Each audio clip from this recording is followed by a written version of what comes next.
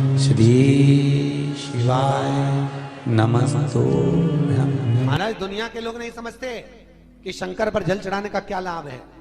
शिव महापुराण कहती है, अगर एक दिन शिव महापुराण की कथा कहती है, मंगलवार को अगर शिव जी के मंदिर में, शंकर के मंदिर में जाकर एक लोटा पानी चढ़ाया जाता है तो हमारे कार्य में उन्नति होती है। कोई व्यापार नहीं चलता हो, दिक्कत आ रही हो, तो हनुमान जी के दूसरे नंबर का भाई गतिमान का स्मरण करो।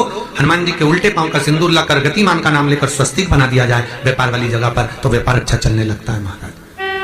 कोई व्यक्ति पैसा खा गया, नहीं दे रहा, बहुत परेशान हो गए, मांग मांग कर दे गए, नहीं दे रहा, हाथ जोड़ लिया, पांव जोड़ लिया, सब कुछ कर लिया, नहीं दे रहा, तो हनुमान जी के तीसरे नंबर का भाई रतिमान, रतिमान, गतिमान रतिमान, रतिमान का नाम लीजिए। पीपल के पत्ते पर लाल सिंदूर से जो व्यक्ति पैसा लेकर गया उसका नाम लेकर बहते हुए पानी में अपनी कामना कर रतिमान का नाम लेकर छोड़ दीजिए। 15 दिन में रतिमान ऐसी उतावली मानत मचाता है कि उसको हाथ जोड़कर वो खुद फोन लगाकर बोलता, भैया तेरा मैं पैसा लौटा दूंगा।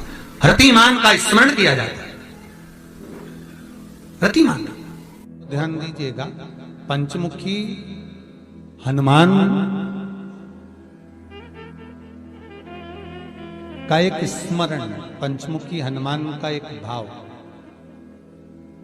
महाराज, जैसे बहुत ज्यादा तकलीफ अगर व्यक्ति को हो गई है, बहुत कष्टमय जीवन चल रहा है, हार गए हर जगह से और तकलीफमय जीवन चल रहा है, तो पंचमुखी हनुमान का एक शिव महापुराण का और स्कंद पुराण का एक बड़ा सुंदर मंत्र है। उस मंत्र को आप सब एक बार हमारे साथ में बोलें। ओम नमो हनुमते रुद्र अवताराय सर्व शत्रु संहारणाय सर्व रोग हराय सर्व वशीकरणाय रामदूताय स्वाहा। बस इस मंत्र को हाथ में काली तिल लेकर, एक जौ लेकर और गूगल लेकर, थोड़ा सा उसमें गाय का घी डालकर, कंडे को या अग्नि को जलाकर इस मंत्र का 11 बार 21 बार जाप कर कर अपनी कामना कर कर छोड़ दीजिए। कैसा भी रोग हो, बीमारी हो, कष्ट हो, दुख हो, तकलीफ हो, 21 दिन के अंदर वो आनंद आना प्रारंभ कर देता है। इस मंत्र, स्कंद पुराण का, शिव महापुराण का ये मंत्र मूल पंचमुखी हनुमान सुख देंगे। और एक और चीज याद रखिए महाराज,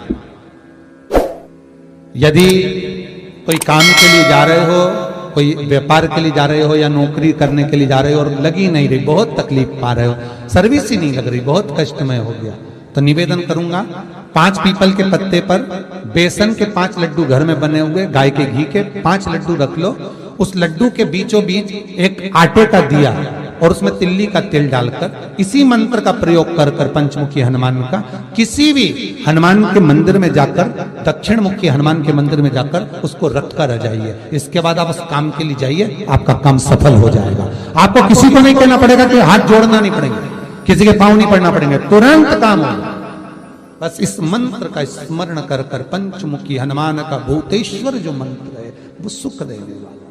जितने भी ग्रह हैं, चाहे राहु हो, केतु हो, मंगल हो, शनि हो, बुध हो, भौम हो, सूर्य हो, ये सारे जो ग्रह हैं ये शंकर भगवान के शिवलिंग के पास में विराजमान है,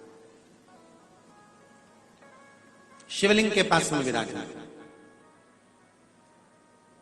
कभी मौका मिल जाए, विवाह शादी में देरी हो रही हो, या कोई नया कार्य चालू कर रहे हो उसमें देरी हो रही हो, या कोई सर्विस के लिए, नौकरी के लिए जा रहे हो और वो कार्य नहीं हो रहा हो, तो एक धतूरा, केवल एक धतूरा, उस धतूरे को फोड़कर उसके अंदर का फल निकालकर उस फल को शिवलिंग पर चढ़ाकर 1 लोटा जल शंकर भगवान को समर्पित कर कर। दिन होना चाहिए मंगलवार। कौन सा दिन होना चाहिए? जम के बोलो जरा, मंगलवार। समर्पित करो। उसके बाद में आप विवाह के लिए अगर समर्पित करे हैं तो विवाह में देरी नहीं होगी। व्यवसाय और व्यापार के लिए या नौकरी के लिए समर्पित करे हैं तो उसमें दे। केवल एक दीवार ऐसी होती है जहां पर हनुमान जी का चित्र लगाया जाता है।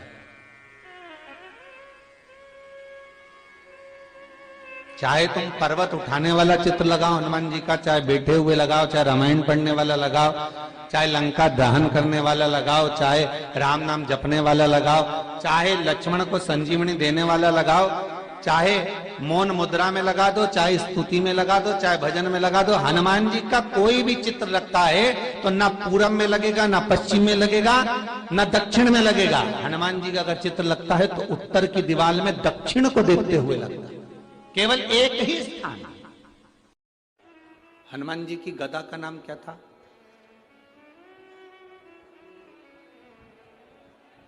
जल्दी बोलो, जल्दी, सब मिलकर बोलो जल्दी से।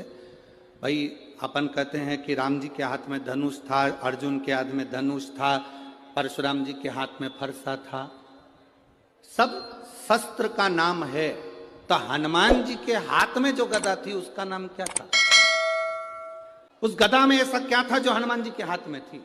हनुमान जी के हाथ में जो गदा थी उस गदा का नाम क्या था? उसका नाम था कुमोदकी। कौन सी गदा थी वो? जम के बोलो जरा, सबको याद होना चाहिए। कभी कोई प्रश्न करे तो आपके जीवन में वो उत्तर आपके सामने हो। कुमोदकी उस गदा का नाम था जो हनुमान जी के हाथ में थी। हनुमान जी गोवर्धन नाथ जी को उठाकर ला रहे थे कालिंदी गिरी पर्वत। अब गिरिराज जी को लेकर आए और बीच रास्ते में जतिपुरा में मथुरा के पास में उनको छोड़ दिया। गोवर्धन नाथ जी को क्रोध आ गया। गिरिराज बाबा बोले, वाह रे हनुमान वाह, तू मुझे छोड़कर राम के पास जा रहा है? तेरी मंजिल तो राम है, तो मेरी भी तो मंजिल राम थी, तू मुझे छोड़कर जा रहा है। हनुमान, आज तूने मुझे बीच मझधार में छोड़ा है, अगर मुझे राम नहीं मिले तो मैं तुझे श्राप दे दूंगा कि तेरी सेवा करने वाला हनुमान वो बीच मझधार में रह जाए। हनुमान बोले, चुप रहे, रुक जाए जरा, जरा शांति रखो, मेरे को जरा जाकर देखने तो दो, बात तो करने दो, बात क्या है, क्या हो गया ऐसा? हनुमान जी महाराज तुरंत पहुंचे और श्री हनुमान जी महाराज ने जाकर उसी पल उसी क्षण राम जी से कहा, प्रभु आपने सेतु बनाने के लिए पत्थर लेकर आ रहे थे, हम गोवर्धन पर्वत को लेकर आ रहे थे, सारे पत्थर वहीं की वहीं फेंक कर आ गए। गोवर्धन नाथ जी को क्रोध आ गया, उन्होंने मेरे को श्राप देने की आतुरता रख दी। भगवान राम ने कहा, जाकर गोवर्धन नाथ जी से कहो कि तुम्हें मिलन की इतनी आशा है, चिंता मत करो, अभी तुम मेरे पास आ रहे थे और द्वापर में स्वयं राम तुम्हारे पास मिलने के लिए आए, स्वयं राम आए, तुम क्यों चिंता करते हो? स्वयं मैं खुद पहुंचूंगा। कितने भाई हैं गोवर्धन जी? गिरिराज पर्वत कितने भाई हैं? 3 भाई। कितने भाई हैं गोवर्धन नाथ? 3। पहला द्रोणार्थ, क्या नाम था? द्रोणार्थ। दूसरा कांतानाथ, तीसरे नंबर का गोवर्धन। 3 पर्वत हैं द्रोणागिरी के।